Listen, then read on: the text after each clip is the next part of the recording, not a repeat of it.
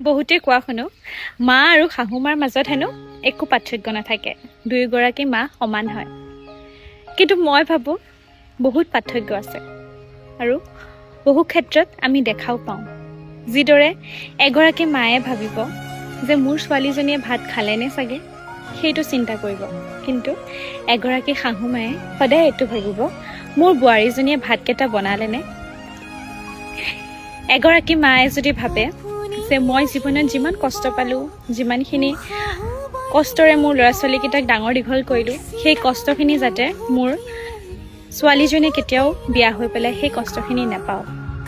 কিন্তু সেই একেটা ক্ষেত্ৰতে এগৰাকী শাহুমায়ে ভাবিব যে মই যদি ইমান কষ্ট কৰি পেলাই মোৰ ল'ৰা ছোৱালীকেইটা ডাঙৰ দীঘল কৰিব পাৰিছোঁ, তেতিয়াহ'লে বোৱাৰীজনীয়ে নোৱাৰা কাৰণটো কি থাকিব পাৰে। কথাষাৰ হয়নে নহয় জনাবচোন কমেণ্টত।